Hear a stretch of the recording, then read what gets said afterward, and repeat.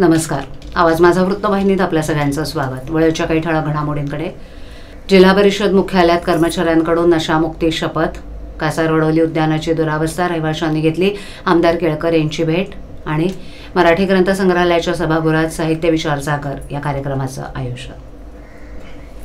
भारत सरकारच्या सामाजिक न्याय आणि अधिकारिता मंत्रालयामार्फत राबवण्यात येणाऱ्या नशामुक्त भारत अभियानाच्या 5व्या वर्धापन दिनानिमित्त देशभरात विविध उपक्रम आयोजित करण्यात येत आहेत.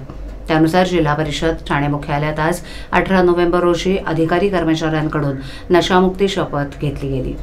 जिल्हा परिषदेतील शपथविधी कार्यक्रमास उपमुख्य कार्यकारी अधिकारी अविनाश फडतरे, शिक्षणाधिकारी बाळासाहेब राक्षे, समाज कल्याण विभाग प्रमुख तसंच कार्यक्रमाचे जिल्हा नोडल अधिकारी उज्ज्वला सपकाळे, जिल्हा कार्यक्रम अधिकारी महिला आणि बालकल्याण विभाग संजय बागुल, कार्यकारी अभियंता युवराज कदम तसंच जिल्हा परिषदेतील विविध विभागांचे अधिकारी कर्मचारी उपस्थित होते. सर्वांनी व्यसनापासून दूर राहण्याची शपथ घेत व्यसनमुक्त आणि निरोगी समाज घडवण्याचा संकल्प व्यक्त केला. मी शपथ घेते की मी कोणत्याही प्रकारचं व्यसन किंवा नशा करणारे पदार्थ सेवन करणार नाही. मादक पदार्थांच्या दुष्परिणामांबद्दल जनजागृती करीन आणि इतरांना नशेपासून दूर राहण्यासाठी प्रेरित करीन. व्यसनमुक्त निरोगी समाज घडवण्यासाठी मी कटिबद्ध आहे. एकत्र येऊन आपण नशामुक्त भारत घडवू, ही सामूहिक शपथ घेण्यात आली. जिल्हा प्रशासनानं अधिकाधिक नागरिकांनी या अभियानात सहभागी होऊन व्यसनमुक्त जिल्हा घडवण्यासाठी योगदान द्यावं असं आवाहन केलंय. प्रशासनाच्या दुर्लक्षामुळे कासारवडोली उद्यानाची दुरावस्था झाली असून तिथे येणाऱ्या आजूबाजूच्या गृहसंकुलातील रहिवाशांना अनेक समस्या भेडसावत आहेत. याबाबत त्यांनी आमदार संजय केळकर यांची जनसेवकाचा जनसंवाद या कार्यक्रमात भेट घेतली. शुक्रवारी संबंधित विभागांची बैठक बोलावून हा विषय मार्गी लावणार असल्याचं केळकर म्हणाले.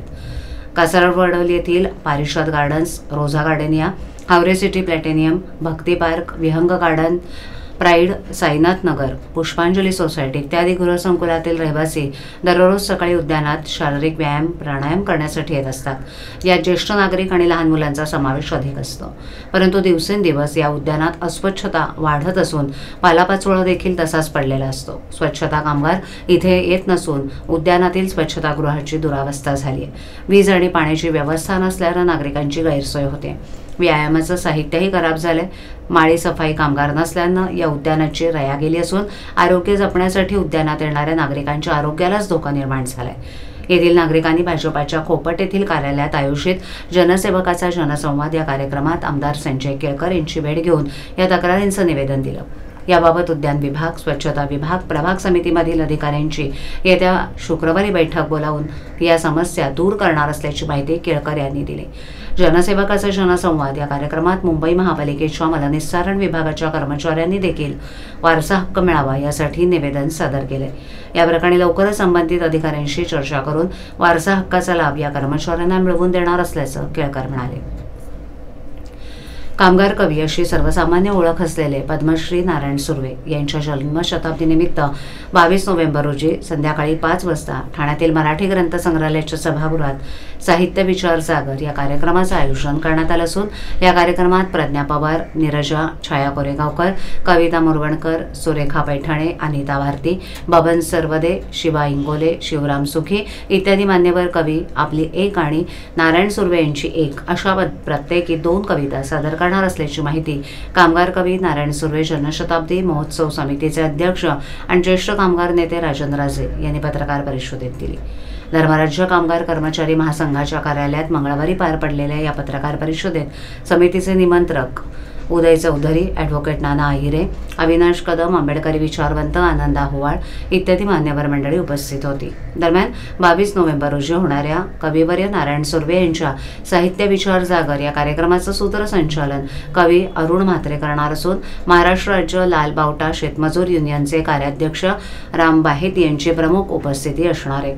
तर नारायण सुर्वे यांच्या कविता आणि विचार या विषयावर ज्येष्ठ आंबेडकरवादी विचारवंत अर्जुन डांगळे हे आपलं मनोगत व्यक्त करणार आहेत. यावेळेला एका लघुपटाच्या माध्यमातून कविवर्य नारायण सुर्वे यांचा जीवनपट उलगडून दाखवण्यात येणार असल्याची माहिती समितीचे अध्यक्ष आणि ज्येष्ठ कामगार नेते राजन राजे यांनी पत्रकार परिषदेत शेवटी दिली. भातसा नदीतून उचलण्यात येणाऱ्या पाण्याची दररोज मोठ्या प्रमाणावर चोरी होते.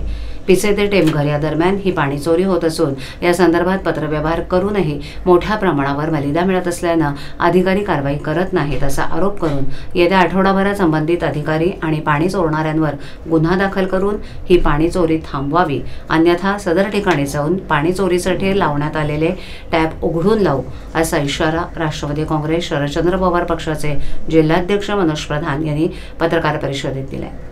गेल्या काही महिन्यांपासून ठाणे शहरात मोठ्या प्रमाणावर पाणी कपात केली जाते। या पाणी कपातीमागील कारणांचा शोध घेण्यासाठी राष्ट्रवादी काँग्रेस शरदचंद्र पवार पक्षानं एक समिती नेमून पाणी गळती आणि पाणी चोरीचा शोध घेण्याचा प्रयत्न केलाय। त्या समितीच्या पाहणीमध्ये हा प्रकार उघडकीस आलाय। त्याची माहिती मनोज प्रधान यांनी पत्रकार परिषदेत दिली। यावेळेला शहर कार्याध्यक्ष प्रकाश पाटील, युवक कार्याध्यक्ष राजेश कदम, मकसूद खान उपस्थित होते। प्रधान म्हणाले की ठाणे महापालिका क्षेत्रात पाण्याचा पुरवठा करण्यासाठी भातसा नदीवरील पिसे येथील लघु धरणातून पाणी उचलून ते टेमघर येथील जलशुद्धीकरण केंद्रात आणण्यात येतं। शुद्ध केलेलं हे पाणी माणकोली येथील MBR मध्ये साठवून ते पुढे ठाणे शहरात वितरित करण्यात येत असतं। पिसे धरणातून ठाणे महापालिका सुमारे 280 ते 310 दशलक्ष लिटर्स पाणी उचलते, मात्र प्रत्यक्षात ठाणेकरांना 250 दशलक्ष लिटर्स पाण्याचा पुरवठा होतोय। यामागे दररोज होणारी 60 दशलक्ष लिटर पाणी चोरी हे मुख्य कारण आहे। पिसे ते टेमघर दरम्यान सोनाळे, चौदरपाडा, बापगाव, मुठवळ, सावद, आमनेपाडा, किरवली, पिसे आणि देवरुंग ही गावं आहेत। या गावांच्या परिसरात असलेल्या एअर वॉल्वला बेकायदेशीरपणे टॅपिंग करण्यात आलेलं आहे। त्या माध्यमातूनच ही पाणी चोरी केली जात असल्याचं उघडकीस आलंय की भातसा किंवा पिसे गावातनं आपण पाणी उचलतो आणि ते टेमघरकडे घेऊन जातो। आपण पाणी किती उचलतो हे रॉ पाणी, तर हे साधारण 280 ते 310 MLD पाणी आपण रोज उचलतो। आपण मीटर कुठे लावलंय तर ते टेमघरला लावलंय आणि टेमघर मधनं आपल्याकडे 250 MLD पाणी पुढे येतं। म्हणजे 60 MLD पाण्याची चोरी रोज पिसे पासून टेमघर इथे होत आहे। आम्ही जे आयुक्तांना पत्र लिहिलं त्याच्यात फोटो दिले की जिथे दर 50-100 मीटरवर एअर वॉल्व आहे तिथे कशी इल्लीगल कनेक्शन्स देण्यात आलेली आहेत। फोटो सकट, आणि फोटोच नाही पण त्याच्या लोकेशन सकट आपल्याला आम्ही फोटो दाखवतो, विथ लोकेशन दिलंय। 1 महिना झाला उत्तर नाही। मला असं वाटतं केराच्या टोकरीत त्यांनी काढलेलं आहे। आपल्या माध्यमातून मी प्रशासनाला पुन्हा एकदा जागा करतोय, आठवड्याभरात हे इल्लीगल कनेक्शन्स तोडले नाही तर 100% आम्ही रस्त्यावर उतरून ते इल्लीगल कनेक्शन तोडणार। स्वस्तात 9 दुचाकी देण्याचं प्रलोभन दाखवून सिंदखेडा धुळे येथील दुकलीनं ठाण्यातील केमिस्ट दुकानदाराला तब्बल 5.5 लाखाचा गंडा घातल्याचा प्रकार उघडकीस आलाय। या प्रकरणी वागळे स्टेट पोलिसांनी ज्ञानेश्वर सखाराम कोळे आणि दिनेश पाटील या दोघांना अटक केली असून त्यांच्याकडून 7 दुचाकी हस्तगत केल्यात। अटकेतील भामट्या दुकलीला ठाणे न्यायालयानं 1 दिवसाची पोलीस कोठडी सुनावल्याची माहिती पोलिसांनी पत्रकार परिषदेत दिली। दरम्यान नागरिकांनी अशा फसवणुकीला बळी पडू नये असं आवाहन वरिष्ठ पोलीस निरीक्षक शिवाजी गवारे यांनी केले। वागळे स्टेट लुईसवाडी येथील स्वामी समर्थ मेडिकल दुकान चालवणारे संदीप दशरथ गलांडे यांना अवघ्या 60,000 दुचाकी देण्याचं प्रलोभन कोळे आणि पाटील या दुकलीनं दाखवलं होतं। तसंच काही दुचाकींची छायाचित्रही व्हॉट्सअॅपवर पाठवून 1 महिन्यात RTO ट्रान्सफर करून देणार असल्याचं सांगितलं। या आमिषाला बळी पडून गलांडे यांनी 9 दुचाकींकरता 5,40,000 रुपयांची रक्कम रोख आणि ऑनलाईन स्वरूपात या दुकलीला पाठवली।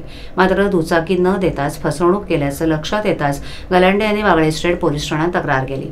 मार्च-एप्रिल 2023 साली घडलेल्या या प्रकाराची गंभीर दखल घेत पोलिसांनी या प्रकरणी फसवणुकीचा गुन्हा दुकलीवर दाखल केला।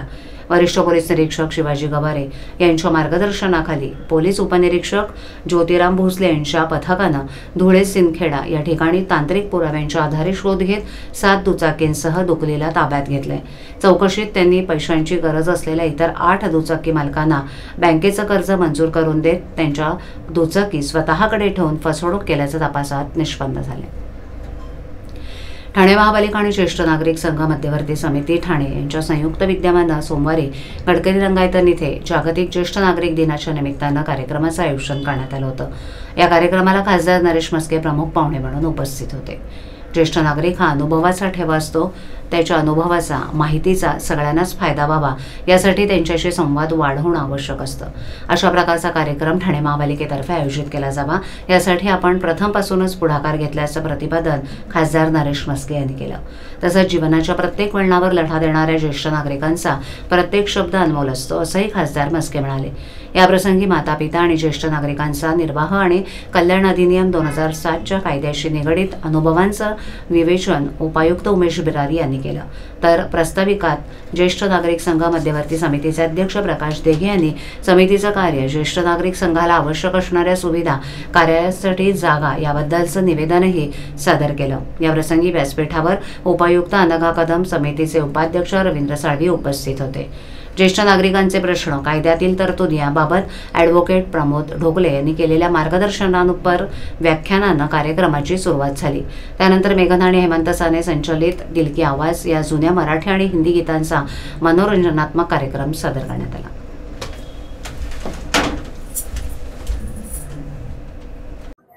आज ज्येष्ठ नागरिक दिन आहे, जागतिक ज्येष्ठ नागरिक दिन. आणि ज्येष्ठांचा आशीर्वाद आयुष्यामध्ये खूप मोठा असतो, कारण त्यांनी बोट धरून आम्हाला चालायला शिकवलेलं आहे आणि पुढे आम्ही सुद्धा ज्येष्ठ होणार आहोत.